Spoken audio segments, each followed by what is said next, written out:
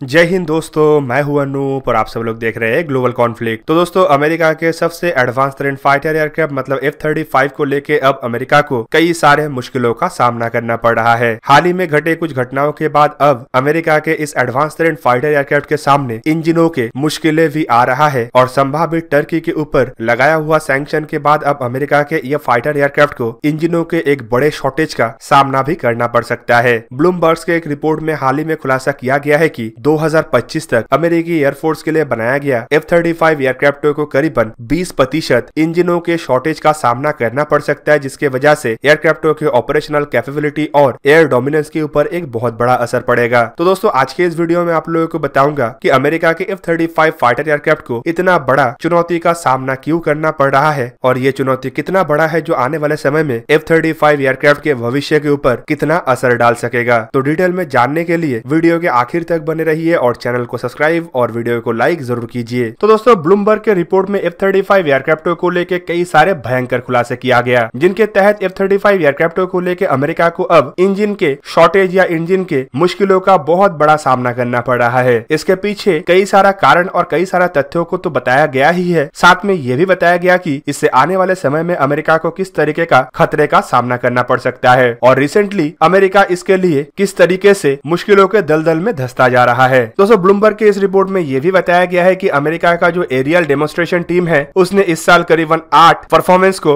रद्द किया है, जो टोटल इस साल के परफॉर्मेंस के 1/3 हिस्सा है। ये एरियल डेमोन्स्ट्रेशन टीम असल में अमेरिकी शहर उटाह में हिल एयरफोर्स स्टेशन में तैनात रहता है। इसका असल काम अलग अलग एयर शो और एग्जीबिशन में F-35 एयरक्राफ्टों को प्रदर्शित करना होता है। दोस्तों, इस तरीके के एग्जीबिशन को कैंसिल करने के पीछे असल कारण इंजनों के शॉर्टेज को बताया जा रहा है। इवन रिपोर्ट में यह भी खुलासा किया गया है कि ये जो एयर शो होता है इसमें F-13 एयरक्राफ्ट करीबन 18 मिनट तक फ्लाई करता है, जिसके दरमियान एयरक्राफ्टों के कैपेबिलिटीज को दर्शाया जाता है, जिसमें एयरक्राफ्टों के स्पीड, एजिलिटी और बेहतरीन तरीके का मैन्युवरेबिलिटी के साथ जी लिमिट का भी प्रदर्शन होता है। जबकि दूसरी तरफ बताया यह भी जा रहा है कि ये जो F-35 एयरक्राफ्टों में इंजनों का इस्तेमाल किया गया है इसके डिजाइन के लिमिट लगभग कंप्लीट हो चुका है और ओवरहीटिंग के वजह से इंजनों में कुछ मुश्किल पैदा हो रहा है और इन कारणों के वजह से F-35 जैसे एडवांस तरीन फाइटर एयरक्राफ्ट ने जो एडवांस तरीन F-135 इंजनों का इस्तेमाल किया गया है उसे समय से पहले ही आइदर निकाल देना पड़ रहा है या फिर उसे रिपेयर करके फिर से इस्तेमाल करना पड़ रहा है। और इवन ये दिक्कत F-35 को लेके अमेरिका को फेस किए जाने वाले किसी भी मुश्किल के तुलना में काफी घातक है। कुछ रिपोर्टों में तो दावा ये भी किया जा रहा है कि ऐसे ही अगर चलता रहा और अमेरिका द्वारा इसे सॉल्व करना पॉसिबल नहीं हो पाया तो 2025 तक F-35 एयरक्राफ्टों में इस्तेमाल होने वाले इंजनों में 20% तक कटौती हो सकता है या कमियों का सामना करना पड़ सकता है। दोस्तों, ऑलरेडी F-35 एयरक्राफ्टों को लेके बीते सालों में कई सारे ऐसे रिपोर्टों का खुलासा किया जा चुका है जिनमें इन एयरक्राफ्टों के खामियां और प्रॉब्लमों के बारे में कई बार जिक्र किया जा चुका है, जिनमें हाल ही में सॉफ्टवेयर और हार्डवेयर रिलेटेड 871 इशू के बारे में भी जानकारी दिया गया, जबकि एयरक्राफ्टों के प्रोडक्शन को भी अब तक फुल गति से आगे बढ़ाना संभव नहीं हो पाया। दूसरी तरफ एयरक्राफ्टों के कीमत और सर्विसिबिलिटी को लेके भी कई बार सवाल उठ चुका है और ऐसे में F-35 एयरक्राफ्टों के इंजन के ये जो इशू के खबर आ रहा है ये आने वाले समय में खाली अमेरिका नहीं बल्कि एलाई देश जिनके पास फिलहाल F-35 एयरक्राफ्ट है उन्हें भी चिंता में डाल सकता है। इवन अमेरिका को इसे लेके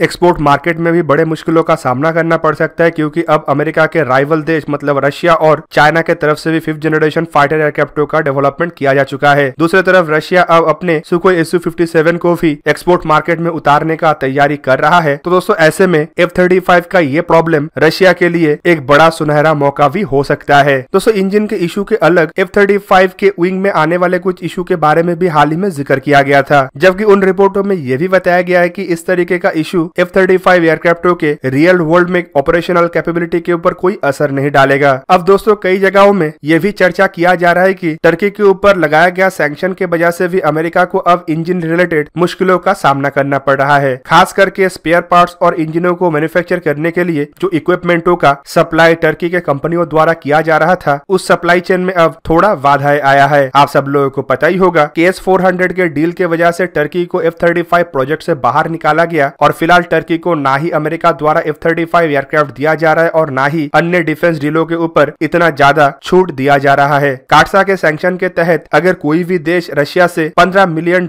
से अधिक के डिफेंस डील करता है तो उसके ऊपर अमेरिका प्रतिबंध लगा सकता है और प्रतिबंध के तहत उस देश को डिफेंस इक्विपमेंट सप्लाई भी नहीं किया जाएगा और उस देश के साथ किए जाने वाले ज्वाइंट वेंचर मैन्युफैक्चरर को भी रद्द किया जा सकता है। ऐसे में अब सवाल ये भी है कि टर्की के ऊपर लगाया गया प्रतिबंध खाली एक तरफा नहीं बल्कि दो तरफा है, जिसमें अमेरिकी F-35 एयरक्राफ्टों में इस्तेमाल होने वाले कंपोनेंटों के सप्लाई को भी मुश्किलों का सामना करना पड़ रहा है। दोस्तों, F-35 प्रोजेक्ट में टर्की एक महत्वपूर्ण पार्टनर था और इस पार्टनरशिप के तहत कई सारे कंपोनेंटों का मैन्युफैक्चरिंग टर्की के कंपनियों में भी किया जा रहा था। एक रिपोर्ट में खुलासा यह भी किया गया था कि अप्रोक्सीमेटली 24,000 एयरफ्रेम रिलेटेड कंपोनेंटों में से 817 कंपोनेंट टर्की के द्वारा सप्लाई किया जाता है, जबकि 3,000 इंजन के पार्ट्स में से करीबन 188 पार्ट्स टर्की के कंपनियों के तरफ से सप्लाई किया जाता है। पर इन 188 कंपोनेंटों में से कुछ ऐसे महत्वपूर्ण कंपोनेंट है जो मुश्किलों को और बढ़ा सकता है, जिनमें इंजनों में इस्तेमाल होने वाले कुछ महत्वपूर्ण propulsion system, electronic wires, harness, compressor, rotor hub और हार्नेस में इस्तेमाल होने वाले ब्रैकेट असेंबली लाइन। दोस्तों, इन इक्विपमेंटों को इंजन के बेसिक और महत्वपूर्ण इक्विपमेंटों में से एक माना जाता है, जिसका रिप्लेसमेंट जल्द से जल्द नहीं करने पे अमेरिका को सप्लाई चेन को लेके बहुत बड़े दिक्कत का सामना करना पड़ सकता है। दोस्तों, आपके जानकारी के लिए बता दूं कि टर्की को प्रोजेक्ट से बाहर निकालने के बाद कई सारे रिपोर्टों में यह भी कहा गया था कि आने वाले कुछ महीनों तक टर्की के कंपनियों से इन इक्विपमेंटों के सप्लाई को बरकरार रखा जाएगा। जबकि दूसरी तरफ कुछ रिपोर्टों में यह भी खुलासा किया गया था कि अमेरिकी कंपनियों द्वारा अन्य पार्टनरों को भी ढूंढा जा रहा है, जिनके द्वारा इन इक्विपमेंटों के सप्लाई को बरकरार किया जा सके। दूसरी तरफ यूरोप के कई सारे कंपनी ऐसे भी है जो टर्की द्वारा सप्लाई किए जाने वाले इक्विपमेंटों के मैन्युफैक्चरिंग भी करता है और सप्लाई भी करता है। पर दोस्तों, सबसे बड़ा मुश्किल ये है कि जो सप्लाई चेन का जरूरत है उसको कब तक अमेरिका ऐसे ही बरकरार रख सकेगा। मतलब मेरा यहाँ पे ये कहना है कि टर्की के कंपनियों द्वारा जो इक्विपमेंटों का सप्लाई किया जा रहा था, उन इक्विपमेंटों को तो यूरोप के कंपनियों द्वारा भी बनाया जाता है, लेकिन जितना संख्या में सालाना सप्लाई लॉकहीड मार्टिन को हो रहा था, उस संख्या को किस तरीके से अमेरिका अब बरकरार रख सकता है। संभावित इसके लिए अन्य कंपनी या अन्य पार्टनरों को भी ढूंढा जा रहा है, जहाँ पे इन इक्विपमेंटों को मैन्युफैक्चर किया जाए और साथ में उस देश के साथ फाइटर एयरक्राफ्टों के डील को भी संपूर्ण किया जाए। पर दोस्तों, ऐसे सिचुएशन में F-35 एयरक्राफ्टों के कीमत के ऊपर भी बहुत बड़ा असर पड़ने का संभावनाएं है। मतलब संभावित आने वाले समय में F-35 एयरक्राफ्टों के मेंटेनेंस, सर्विसिबिलिटी और यूनिट कॉस्ट पहले के तुलना में और ज्यादा बढ़ सकता है। दूसरी तरफ इस मौके का फायदा सबसे ज्यादा उठाया जाएगा रशिया के तरफ, जबकि चाइना फिलहाल अब तक अपने फाइटर एयरक्राफ्टों को एक्सपोर्ट मार्केट के लिए तैयार नहीं कर पाया है। रशिया अपने सुखोई Su-57 के जो एक्सपोर्ट वर्जन को दुनिया में लॉन्च करने का बात कह रहा है। अब रशिया इसे लेके जोरदार तरीके से मार्केटिंग करने के तरफ भी आगे बढ़ेगा, क्योंकि अमेरिका के F-35 के ये प्रॉब्लम आने वाले समय में कुछ देश जो फिलहाल F-35 एयरक्राफ्ट खरीदने के लिए इंटरेस्टेड है, उनके मन में भी आशंका जता सकता है। जबकि सप्लाई चेन के इशू के वजह से अमेरिका भी अब कुछ ऐसे देशों को एयरक्राफ्टों के डिलीवरी में भी डिले कर सकता है। तो दोस्तों, देखना अब ये है कि आने वाले समय में किस तरीके से F-35 एयरक्राफ्टों के इस मुश्किलों को अमेरिका द्वारा सॉल्व किया जाता है। जबकि देखना तो ये भी है कि टर्की के कंपनियों द्वारा सप्लाई किए जाने वाले इक्विपमेंटों को रिप्लेस करने के लिए कौन सा देश आगे बढ़ता है। तो दोस्तों, ये था आज का वीडियो। अगर आपको वीडियो अच्छा लगा तो इसे लाइक कीजिए और मेरे चैनल को सब्सक्राइब कीजिए और साथ में बना हुआ बेल आइकन को भी प्रेस कर दीजिए, ताकि आप मेरा वीडियो देख पाए सबसे पहले। जय हिंद।